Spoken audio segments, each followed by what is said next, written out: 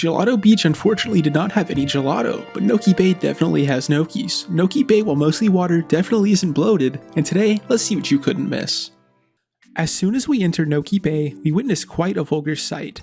The waterfall of Noki Bay is getting corked. The corking we are witnessing clearly is the reason for the season of poison in the bay, and knowing this, we venture to the top to stop this corking, leading us to none other than Monty Mole himself. As we learned in Pina Park, Monty is a peon to murderer, and now we see he is a corker as well. This sad road Monty has been going down has spiraled so far that he won't only stoop to murder, but also stooping to corking. Even if we stop Monty, knowing that he is on this downward spiral means his next attempt at villainy will be even worse. The tricky ruins are a massive landmark for Delfino Isle, with thousands of years of history and technology locked within their walls. With these being such important cultural sites for the Delfino and especially the Noki people, they are highly regarded and protected at all costs. This is why when goop started to be strewn across them, Mario was called in to stop this travesty. Once we reach the top, we sadly realize Gooper Blooper is behind all of the gooping. While originally his vandalism was innocent and juvenile, this clearly is a targeted attack towards Noki culture. This must mean that Bloopers and Nokis have had a generational rivalry for many years, originating when the Bloopers helped create these ruins many years ago, and never received any thanks or help from the Nokis after. This grudge would ultimately build and culminate in this attempt to erase the Nokis' ancestry due to their unthankful malpractice. Turns out that Monty's corking wasn't the actual reason for the poison season. In reality, there's something going on in the depths of the bay, but in preparation for our deep sea dive, the Noki Elder shoves us into a bottle. While this would be terrifying for majority of characters in media, luckily this is not that type of bottle. Mario is simply sent here to collect red coins while getting his bearings with a diving helm.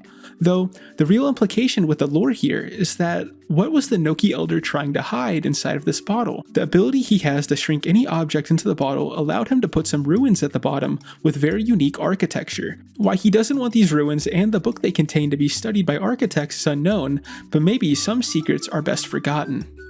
Technically, the main boss of Noki Bay is Ymouth. I say technically because homie really didn't have a reason, or did he mean to poison this season.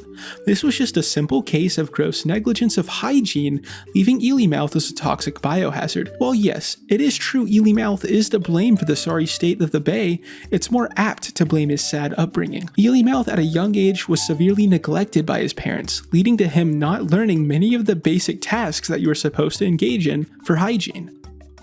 We come across Il Piantissimo once more inside of Noki Bay. Piantissimo has still been managing to avoid his warrants, enjoying and living his life behind his false persona. However, now that we have seen him twice in different regions, his criminal contacts are more realized. Due to his ability to travel around Delfino Isle without the need for an ID, we now know Piantissimo is well connected in the Delfino underworld, more specifically the smuggling ring allowing him to traverse the island's many locations without getting caught. The shell secret once again helps us dive into the ego of Bowser Jr. The design of this secret is the most organized and devious one yet. By the complexity of this level compared to the others, I think we can finally say that Bowser Jr. has fulfilled his desire to be confident in himself. He now considers himself an equal to Mario, and with the amazing design of this level, he very well might be. While wandering around Noki Bay, you will stumble across little crevices that seem to be the type of place a blue coin would be ripe and ready to be acquired. This is until you get scared and attacked by a vicious Cheep. Not to be confused by the fish Cheep, but these are more violent and definitely more scary.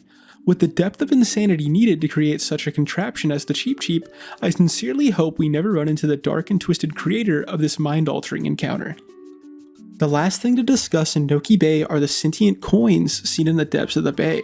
While we also see sentient coins in the reef of Gelato Beach, we never saw these swimming as one massive organism as we see in this crevasse.